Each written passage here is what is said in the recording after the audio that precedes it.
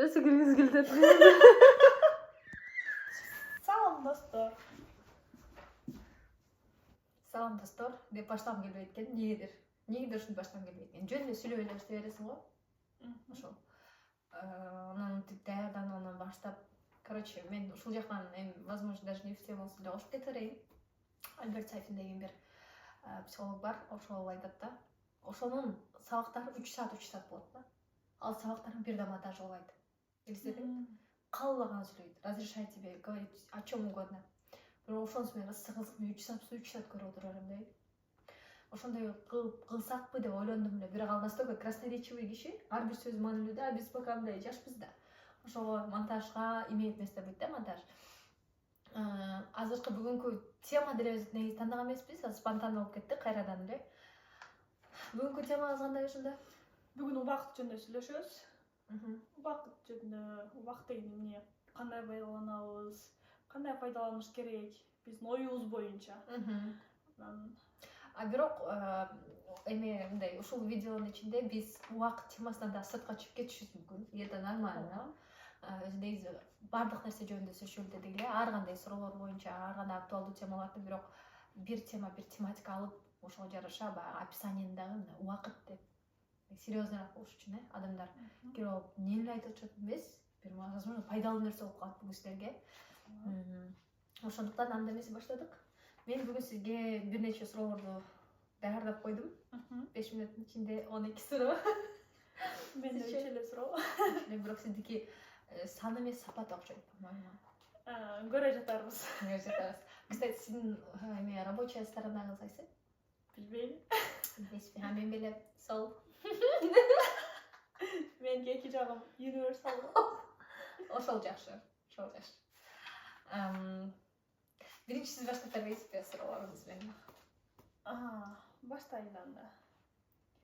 Эмне үчүн биз өткөндү эңсеп, келечекти күтүп, бирок азыркы учурду баалай бербейбиз? Өтө оор жана терең суроо экен негизи. Эмнеге деп сурап атасыз да? Анткени колдо бар алтындын баркы жок да. Бул всегда ошондой болгон. Всегда.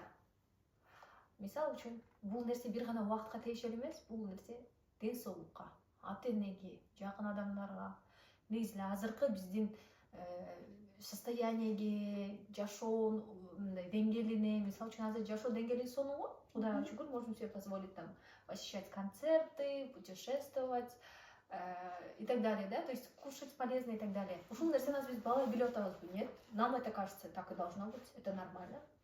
То же самое, что и время. То же самое, что, например, близкие люди. Бир туугандарың, ата-энең бар болгон, бул нормально деп билип атасың. Убакытта ошондой убакытта ошондой кабыл алат экенбиз да. А бул нерсеге качан жетесиң? Качан ушул нерсени осознавать этип түшүнөсүң? Когда ты начинаешь изучать эту тему. Когда ты начинаешь изучать, то есть ушул нерсеге сиз, например, убакыт темасына сиздин бир 3-4 саат убактыңыз кетет туурабы? Изучениеге, угуш үчүн, подкасттарды уктуңуз, нерсе кылдыңыз, окудуңуз дегендей. Канчалык көп окуган сайын сиз ошого көбүрөөк маани жана көбүрөөк баалуулук берип атасыз да. Ооба. Аз да ушул жакында азыркы бир сөзүм айтып кетейин.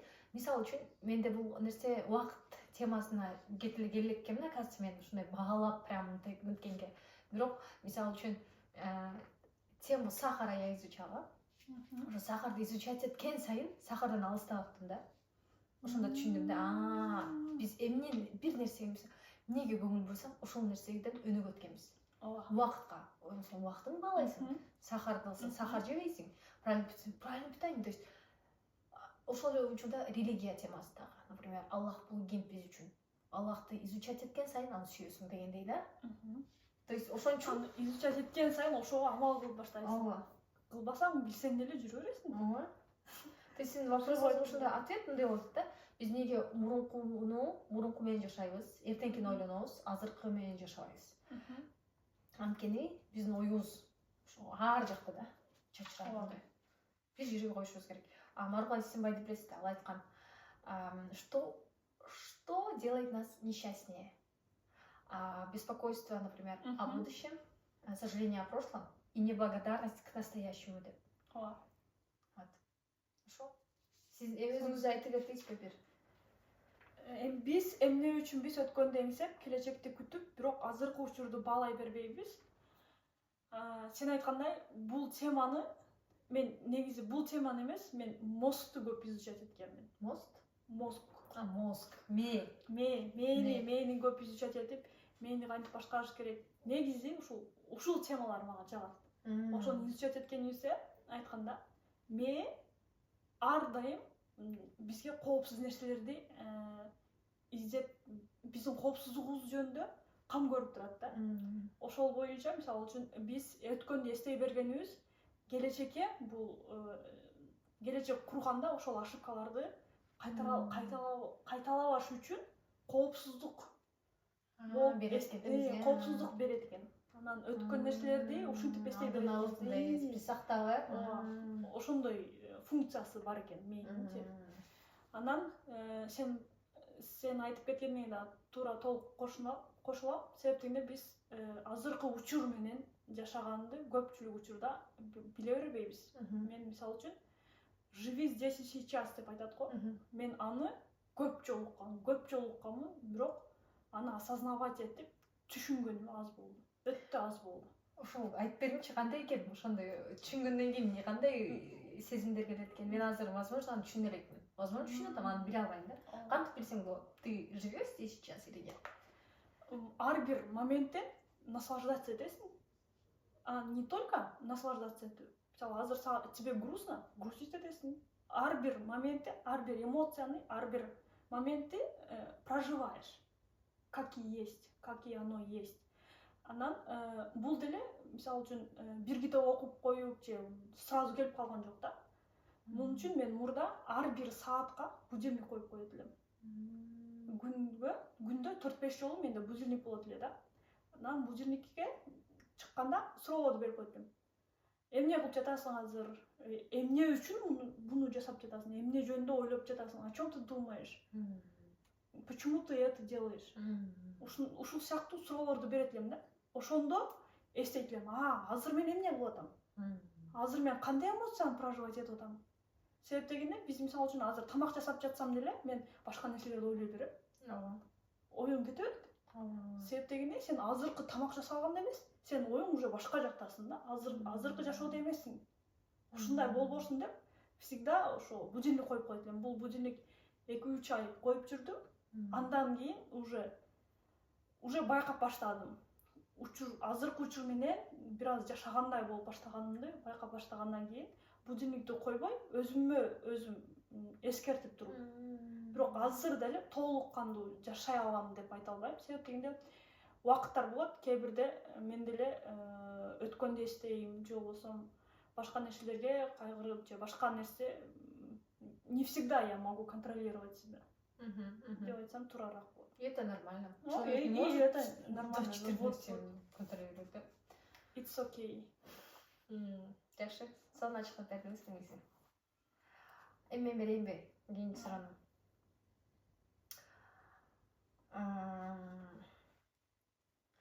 Убакыт тез өтөт деген нерсе бар го.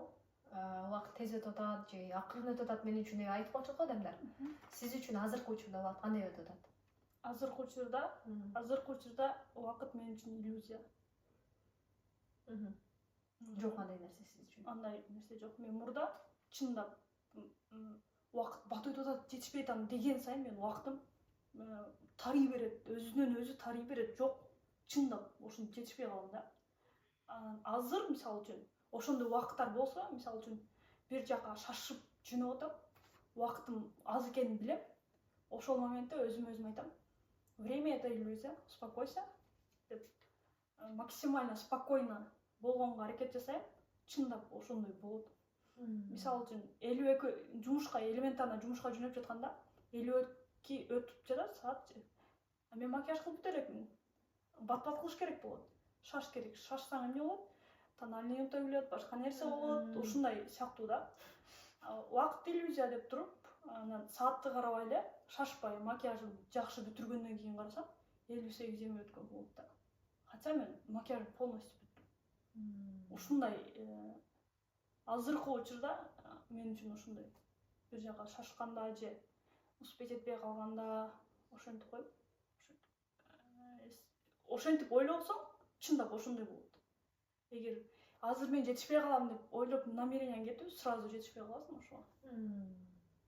Ошондо сиз үчүн тез жана акырын деген нерсе жок. Жок, мен үчүн убакыт иллюзия всё.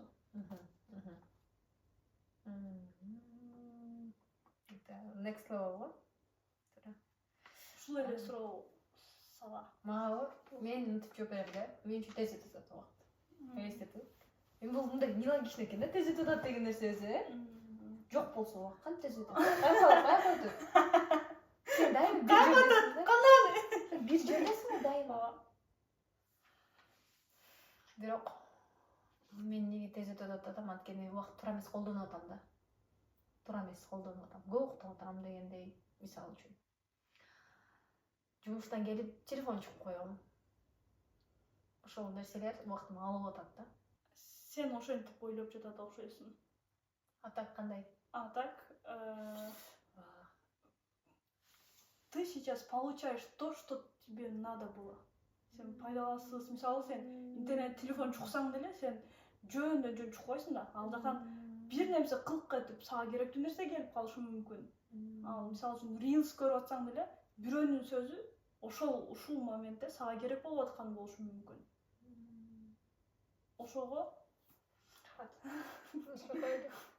Ошого андай болбойт го дейм. Мисалы үчүн сен шашсаң деле, мисалы шашып, ушундай, мисалы үчүн бир китепти күнүнө бүтүрүп атсаң деле, ал китептин баардык информацияны ала албайсың да. Сага керектүү болгон жерин эле аласың да. Алат. Азыркы учурда сен жаңылай азыркы кайсы жаңылайын да? Чыдын. Ооба, ала турган нерсе ала аласың. Ала турган нерсени аласың. Мындан башка ала албайсың. Башка сен кааласаң деле жок. Ошол эле. Аны 2 жылдан кийин сен уже башка жаңылай болосуң, же башка билазат болосуң. Ошондо ала аласың. Ошондо башка чара аласың. Может сен ошончо мисалы үчүн бир китепти бир жума окуп, бир сүйлөм сага таасир этсе, ошону сен Reels көрүп атып уже түшүнүшүң мүмкүн. Жок да, мисалы үчүн ошол нерсени сен бир жума убактын кетирбей сен 15 секундда алышың мүмкүн да. Ошон үчүн мне кажется, эч качан убакыт зря кетпейт, эч качан. Сен даже сен уктасаң деле сен ден соолугуңа эс алып атат, эс алуу обязательно керек. Бош кетти эмес, сен иштеп атпайсың. Полноценный рабочий день болгондон кийин адам эс алыш керек. Эс алып.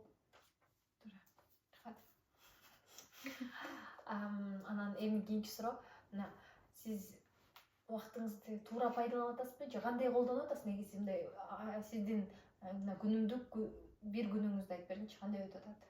Сиз айтып туруңузбу, пока мойнум. Убакытты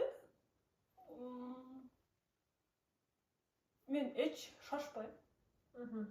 Шашпай, эртең менен кааласам 9да турам, кааласам 8де турам. Каалаганда турам, будильник койбойм. Иногда коюшум мүмкүн. Эгерде түндө кеч жатсам, 3-тө 4-тө жатып калсам, жумушка уктап калбайын деп коем да. А так будильник койбойм. Туруп, биринчи эле турганда бети колун жууп, суу ичем. Суу ичип, йога кылып, завтрак кылып, анан жумушка барам. Жумуштан келип деле иногда спорт кылам. Иногда жөн эле китеп окуйм, иногда эч нерсе кылбайм, жөн эле жатам. Медитация кылам. Мага спорт жетпей атат. Сизге чыгып прям в точку айттыңыз да. Мага спорт жетпей атат. Мен кийинкисинде эмеге барганда, тиги Гамбург жака барганда мен мондой йога мат алышым керек экен. Алсаңызбы? Ну, кстати, ким Германияда жашаса, рекламная пауза. Акцион деген магазин бар. Акцион деген магазин бар. Action, акцион, я не знаю, это как правильно читается. Бул Любекте бар, бардык эле чоң шаарларда бар. Ал жакта бардык нерсе аябай арзан болот.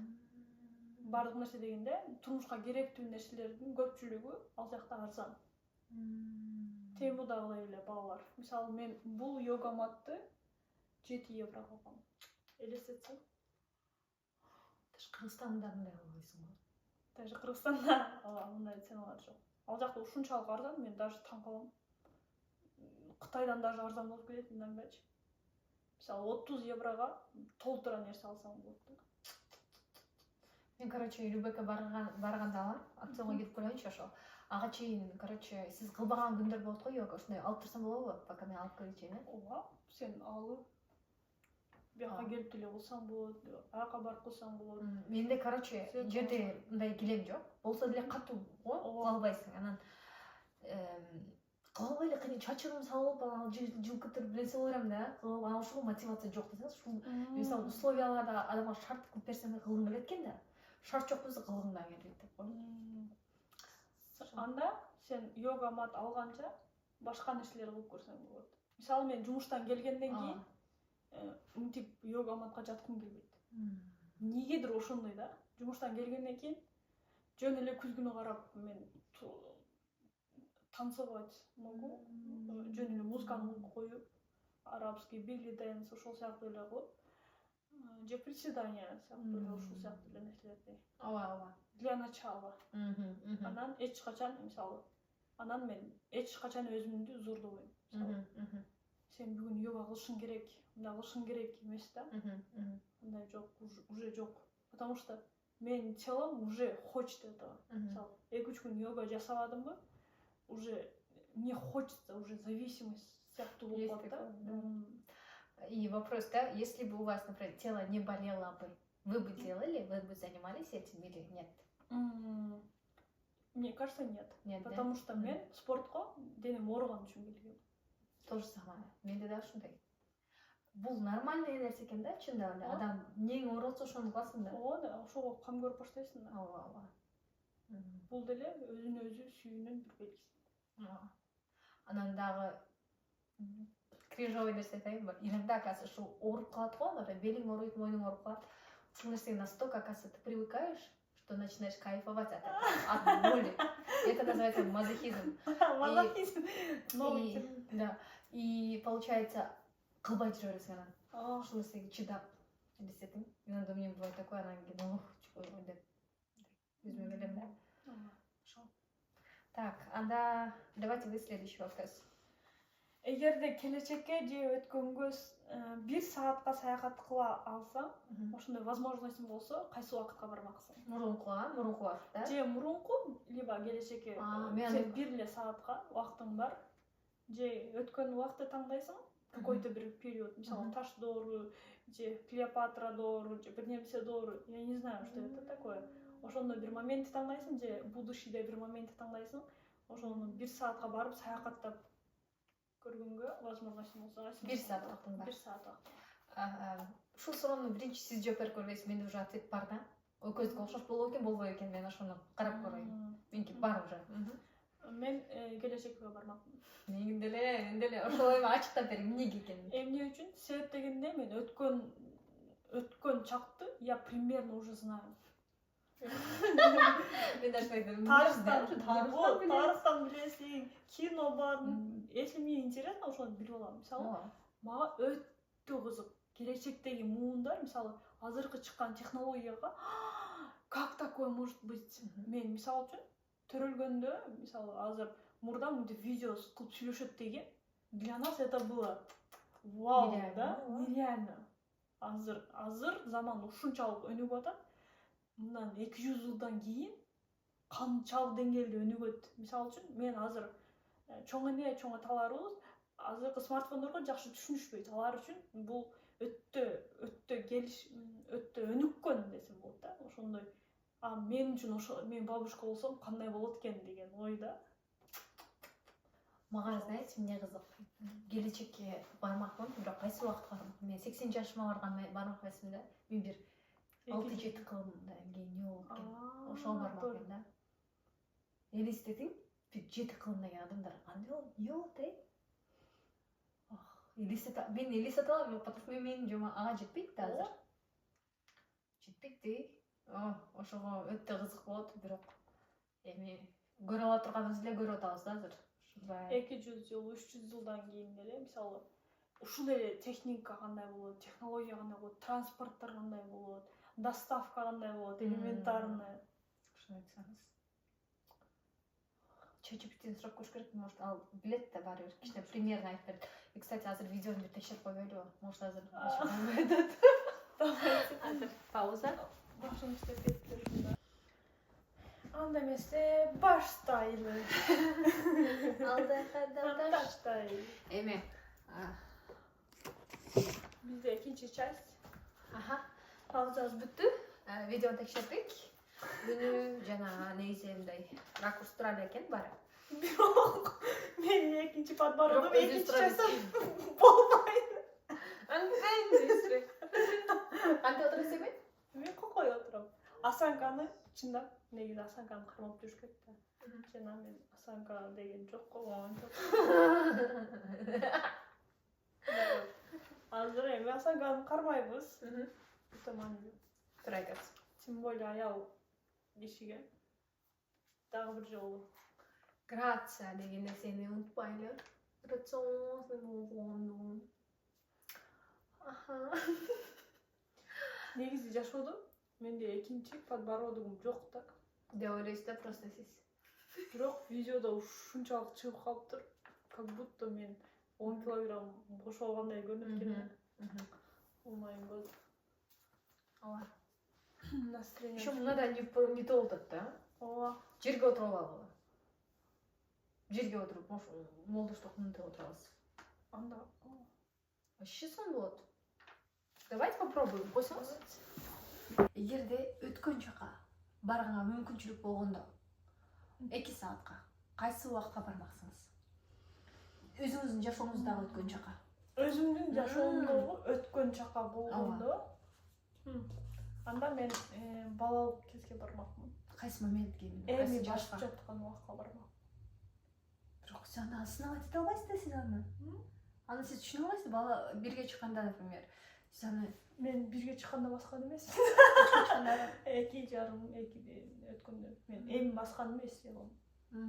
Ошол убакытка бармакмын. Себеп дегенде, ошону эстей алам. 2,5 жаштагы сүрөтүм бар. Ошол күндү эстей алам, ошол эле моменттерди ошол убакытка кайра бармакмын. Себеп дегенде ошол убакытта үй бүлөбүздө баарыбыз чогуу жашайбыз. Узун кылып төшөк салып, сон бактылуу балалык. Хотя ал моментте, мисалы, үйүбүздүн жарым бүткөн эмес, мындай ошондой ремонту толук бүткөн эмес үйдө жашасак деле, бир үй бүлөдө баарыбыз бар. Ызы чуу ошол моментке кайра бармак. Мен айтайынбы? Мен анчалык жаш убактына барбайт экенмин. Мен деген бир 6 класска бармакмын. 5 класс, 6 класста биз Сарычерекке барганбыз. Ошо Арсланбап, Сарычерек деген жактарга үй бүлөбүз менен барганбыз баарыбыз. Аябай сонун убакыт өткөн. Бирок ошондо дагы ошолой салондан дагы көбүрөөк нерсе алмакмын деп айтат элем азыр. Ошол убактар аябай бактылуу болгон. Анан мен азыр айткым келди, 4 жашыма, 3 жашыма баргым келген деп, анда деле осознание келиптир эле, азыр эстеп көрсөм келиптир. Просто ал убакта эмне баргым келген эмес, анткени ал маалда биз өзүбүздүн квартирабыз, өзүбүздүн үйүбүз жок эле биринчиден. Бирөөнүн квартирасында жашайт элек. Атам мына 3 бир тууган элек. Кыйын эле да, мугалим болуп акча табыш кыйын го, үй бүлөгө барыш кыйын го негизи. Анан эсимде бар да, кыйналып жашайт элек да. Ошол убакытка баргым келген жок негедир. Баргым келген жок. Ошол. Анан кийин уже кичине биз чоңойгон сайын атам да уже көбүрөөк жакшыраак иштеп калды окшойт. Баягы позициясы да кичине өскөндөн кийин уже более-менее нормально болуп калган. Ошол убакытка бармакмын демекмин да. Ошол эле. Эми да, бир суроо. Какое событие из прошлого больше всего повлияло на вас? Почти Ар бир событиянын өзүнүн немеси бар, таасири. Көп события болгон. Прошлыйда өткөн бардык жакшы, жаман событиялардан какой-то бир урок аласың да. Бирок ал уроктун бардыгын азыр эстей албашым мүмкүн. Аны мен может келечекте бир нерсе болгондо жанагындай эстеп кетем. Мен коопсуздук издегенде ал мындай ситуацияда мындай болушу мүмкүн деп ошондо эстеп кетишим мүмкүн да. Ошондой моменттерде. Бирок эң мисалы ар кандай да. Мисалы отношения же болсо бизнес же сабак окуу, өзүнө өнүктүрүү ар түрдүү жактан ар кандай сабак аласың да. Ошонун кайсысын айтайын? Канчалык узкий направление алсак, ошончо батыраак эстейм. Ооба. Мисалы үчүн өзүңүзгө ишенүү деген сезим. Өзүмө ишенүү деген сезим. Мен олимпиадага катышканда болгон. Мен 10-класста химия сабагынан олимпиадага баргам. Буга чейин биздин мектеп эч качан областтык турга өткөн эмес. Всегда райондук турдан мектептер арасында жарышканда всегда бир мектеп, это даже не обсуждается деген сыяктуу, дайыма ошол мектеп алып жүргөн да. Анан мен деле аны күткөн эмесмин. Биздин мектеп деле күткөн эмес, эжейим деле күткөн эмес. Бирок даярданганбыз. Ошондо областтык турга өткөнүмдө өзүм аябай таң калгам. Мен эмес, бардык мектебибиз таң калган да. Кайсы сабактан кирдиңиз? Химия сабагы. Химия сабагына.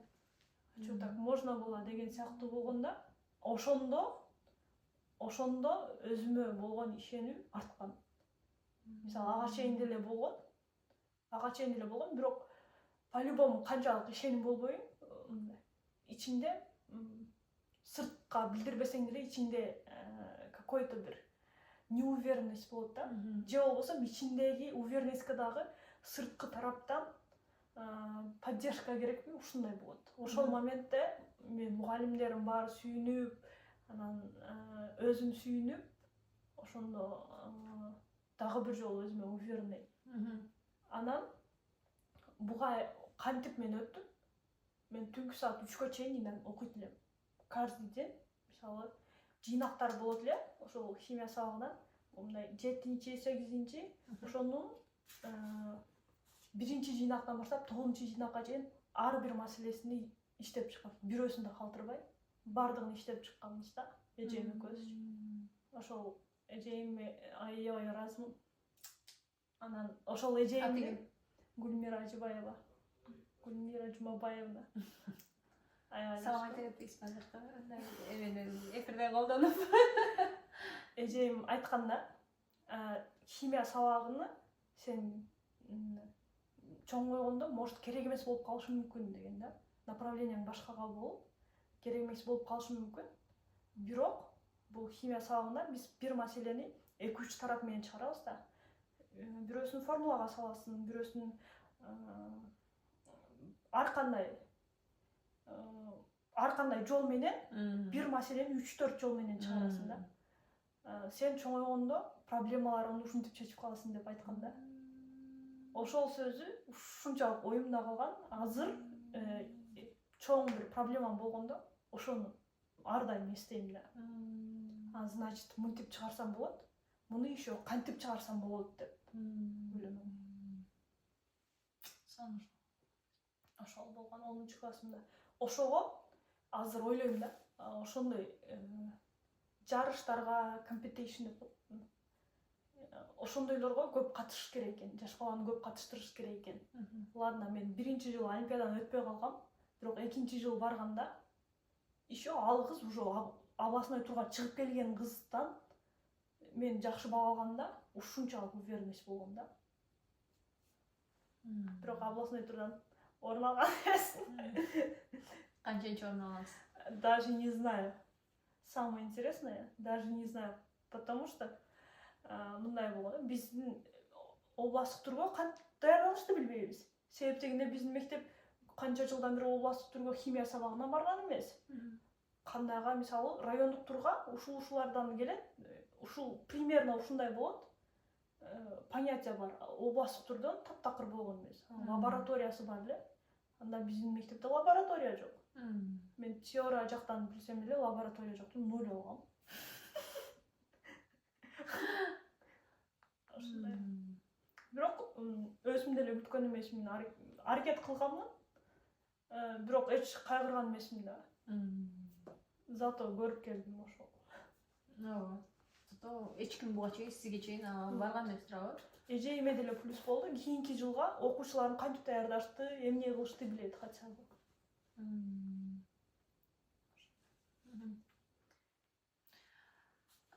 кийинки суроо. Ошол суроону сага берсем. Кандай суроо эле?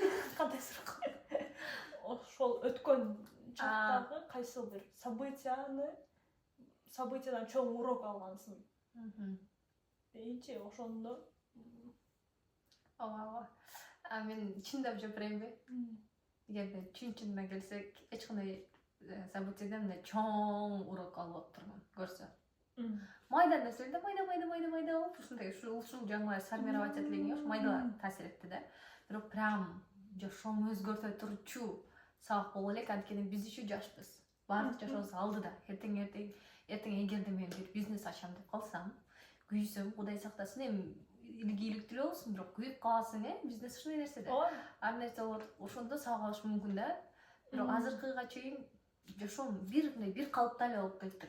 Мен мисалы үчүн биз баягындай кээ бир кыздарга окшоп, кээ бир жаштарга окшоп баягындай по ночам клубтарда жүрүп жашоонун деп баардык максимально баягы яркий өткөргөн жокмун да мен. Манаста баягындай эле тынч жашоо өткөрдүк. Эч кандай рисктерге барган жокмун, ошондуктан прямо андай сабак алган жокмун. Бирок бир нерсе алдым, бир сабак, бул мындай экен да.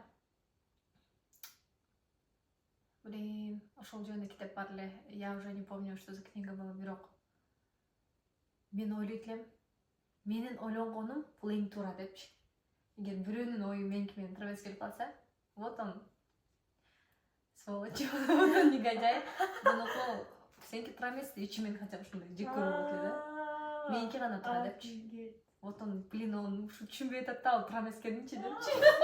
Кантип түшүндүрсө болот буга, кантип? Ошентип ойлойт экенмин да. Азыр ойлоп көрсөм, блин, может мен аны туура эмес түшүнүп атам, может мен туура эмес кылып атам да в целом. Анан ар кимдин ою ар кандай болот экен, ошону кабыл ала билиш керек экен. Ооба. Ар кимдин өзүнүн чындыгы бар. Ошо да. Анан мен азыр ойлонгон нерсем ошол, эртең биз эми турмушка чыгабыз, үй бүлө курабыз, андай мындай, анан ошондо сен уже бир выбор кыласың, же ошо бир выборду кылышчы, тандоонун адашпашың керек да. Анан бир тандоо кылдың, болду, артка жол жок. Анан өзүңдүн тандооңо өзүң жоопкерчилик алып, ошол адам менен өмүр бою өмүр сүрүшүң керек туурабы? Жана ал сенин брак, ошол не дейт брак? Никең ийгиликтүү, бактылуу жана эми эки адамга тең приятный болуш үчүн сен өзүңдүн үстүңө иштешиң керек да туурабы? Ошол үчүн башка адамды түшүнө билүү керек экен да. Толерантный болушуң керек экен да. Кыскасы ошол мурда адамдар менен көп конфликт болчумун. Мен өлө конфликтный кыз болчумун, чындап айткандачы.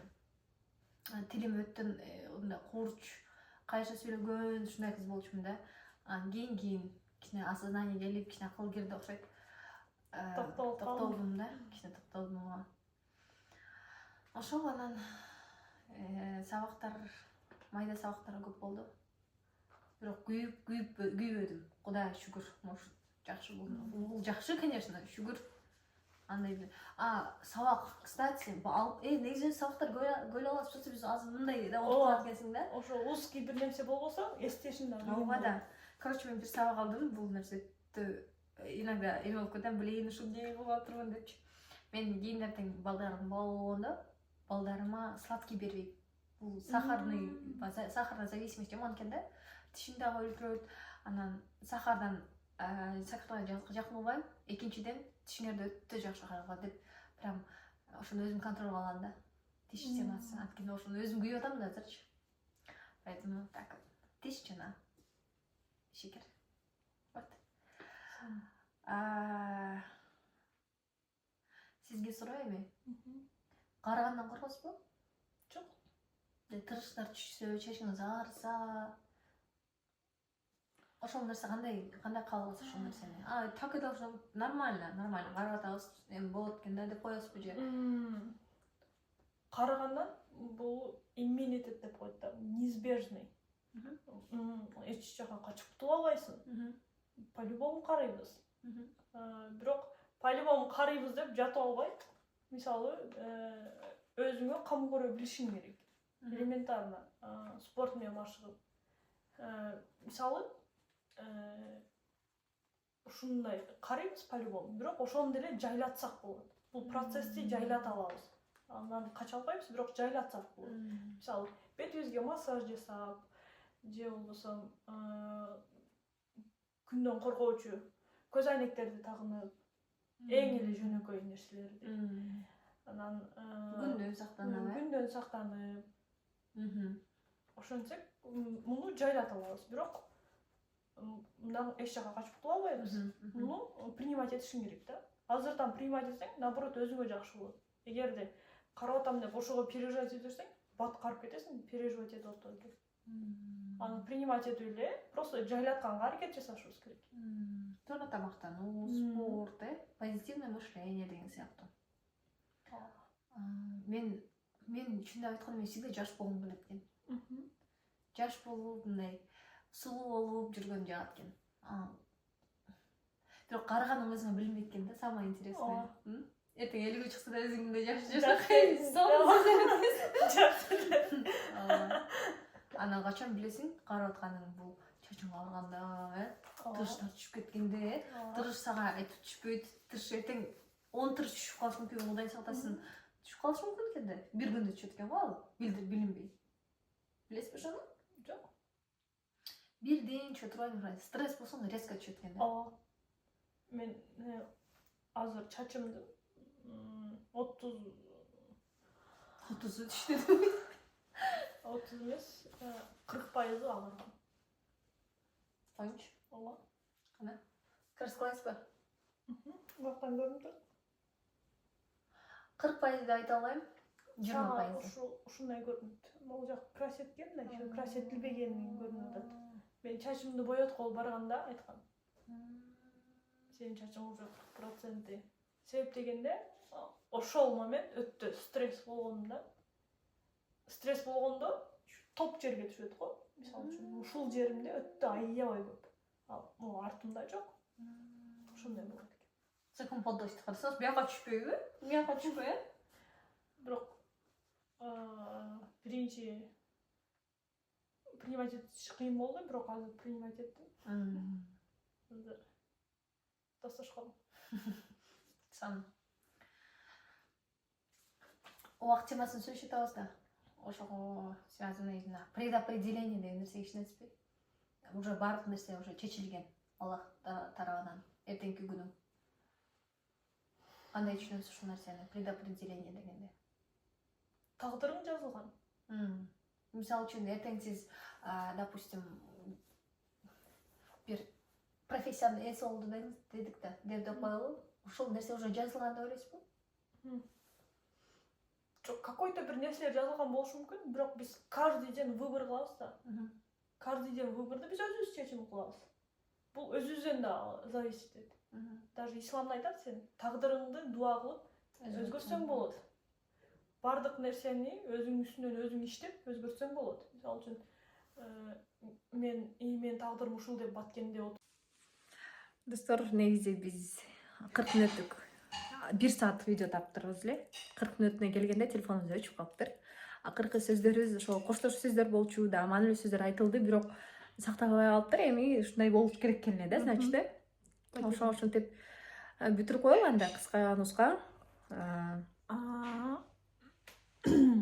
Ойлойм, бүгүнкү биздин маегибиз кызыктуу болду деп ойлойм. Негизи муну пландаган эмеспиз, бирок как-то так случилось. Тартып калдык. Ушул сыяктуу маектерди көбүрөөк тартканга аракет жасайбыз убактыбыз болгон сайын. Бизди колдоп бергениңерге чоң рахмат. Бизди көрүп тургула, лайк баскыла, комментарий жазгыла. Сурооңор болсо, комментарийга жазып койсоңор болот. Анан дагы кандай темада маек кылсак, силерге да кызыктуу болот. ооба. Мен ойлойм, бул маектер мен өзүм үчүн гана тартып атам негизи.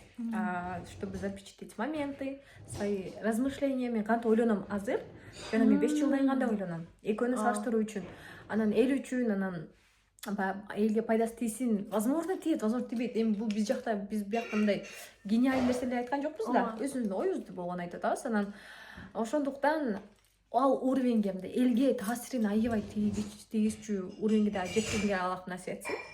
А так бул азыр биздин ушул өзүбүздүн жеке динерник деп айтып койсок болот. Онлайн динернигибиз. ооба. Анда эмесе жакшы тургула, сак саламатта кийинки көрүшүүдө жолугабыз. Чүс.